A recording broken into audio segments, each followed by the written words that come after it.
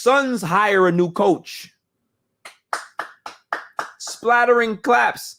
Suns hire Mike Budenholzer. And let me tell you something. As a Laker fan, I am on cloud nine because we went ahead and dodged that bullet. We dodged that bullet. We weren't going to get Darvin Ham's daddy. All right? We didn't get Darvin Ham's daddy. So shouts to Mike Budenholzer for his agent for fleecing the Phoenix Suns. He got 5 years, $50 million from the Phoenix Suns. I mean, listen, for a guy that won a championship and got fired out of Milwaukee because he didn't make adjustments, I want to see what he does with this team with no point guard, no true leader, and this is a guy that just literally sits there and doesn't make adjustments. So what's going to happen when they need a coach to be able to give them adjustments? Matt Ishbia is the new owner of the Suns. Shouts to him for trying to make an impact, but man, is he fumbling the bag right. He's fumbling right now, and I'm enjoying seeing it. I'm not gonna lie to you. All right, so you got to explain this one to me in football terms. Yes. All right. So this is, my goodness. This is Brandon Staley. If Brandon Staley won a Super Bowl. Oh, poor Phoenix. Yeah. Wow. All right. So basically what they have now is a coach who's going to sit there and he's going to run his entire playbook or his entire how he wants to do things from beginning to the end and make no adjustments in regards to what anybody does around him and to what the other teams do. Correct. Oh, all right. So how long do you think KD stays? Flight risk. He'll probably be there another year. I think so too. I think pretty soon we'll be talking about where he's going. That team, to be honest with you, the Suns have been on a downward spiral since they acquired him. Well, I mean, it's only been a year, but I mean, they went ahead and blew up the team. They got rid of Chris Paul. They got rid of Monty Williams. They got rid of DeAndre Ayton, who was a bum. We're not talking about him, but the fact that you would fire Monty Williams, you would fire Monty Williams and hire Frank Vogel in his place. Frank Vogel has always been a great defensive coach. Frank Vogel has never been known to be a great offensive-minded guy. He needs guys on the staff to be able to help him with that particular side of the basketball, right? You have 3 guys. Just listen to how they set this man up for failure. You have 3 guys who are not great defenders at this stage of their career. They're offensive guys. There's no point guard. And you have a head coach that is not great handling offense. So how was he going to be successful in this situation? He's a defensive guy. There's not much defense on the team. So he's not going to be able to do what he wants to do. So he's pretty much handcuffed. So you put this guy in a bad situation. They end up getting swept in the playoffs.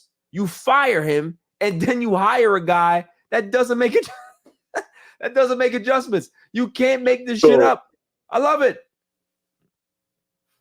So what it sounds like really happened to me is that they had Vogel in there. They were hoping that you had 3 really offensive players who were going to be able to just create on the court and allow Vogel to do what he wanted defensively. But you can't allow the players to just sit there and try to you need a coach.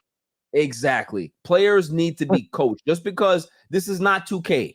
I had said that, Matt Ishbia reminds me of Mikhail Prokhorov, the guy that bought the Nets all those years back, right? He tried to come in there, make a splash, and do all this nonsense. Made that Brooklyn trade that was so bad with the Boston Celtics. The Boston players, right? Yeah, set the franchise back a decade. He's doing the same shit.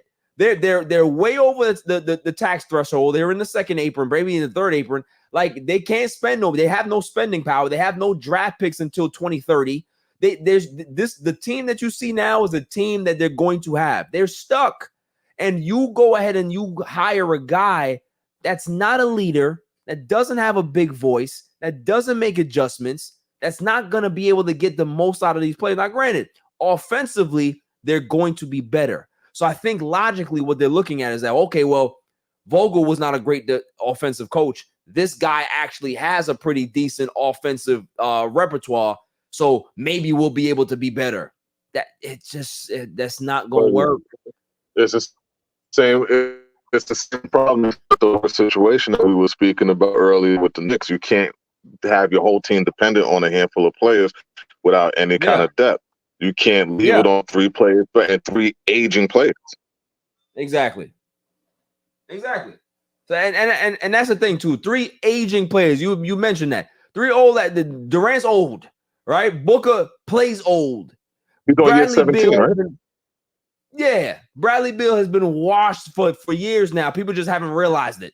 Like, he was in Washington putting all these numbers up. We never seen him in the playoffs because he never was in there because he couldn't get his teams to playoffs. He's washed. So what I'm seeing here is this is a situation that Budenholzer is going to stay. They're not going to fire him. You know why? Because it's Phoenix. Nobody gives a shit about Phoenix. They're going to be here, and they're going to be one of the mid teams in the Western Conference, and they're not going to go anywhere until KD gets bored and he decides to be a flight risk. So, it doesn't really shock me. I called this, what was it, like a couple of days ago? I was talking to my man Kevin. Shouts to Cal. I was like, yo, don't be surprised if Mike Budenholzer gets his job in Phoenix. I said, don't be surprised if he gets it. And look, lo and behold, yesterday they announced that Budenholzer was going to be the guy. It was just fitting. And you know what would be really funny to me? If Darvin Ham joins the staff. Go ahead, go get Darvin Ham. He's not working right now. Go give him a job. I think you hate that man. For I won't say for no reason, but like you really, you have personal feelings associated with him. I despise him. There's nothing personal. I just think he's a stupid coach. That's all it is. I got nothing to do with your mental aspect of life. You had great stories, survived a lot of stuff, right? But in regards to your X and O's and how you coach the game and see the game, you're a fucking moron. You're a fucking moron. Isn't he the guy who sat there and like had half a play on the board and erased it and sent everybody else out? Yeah. This is the same dude where Braun took the clipboard and say, I got the clipboard. Just stand over there. I'm good.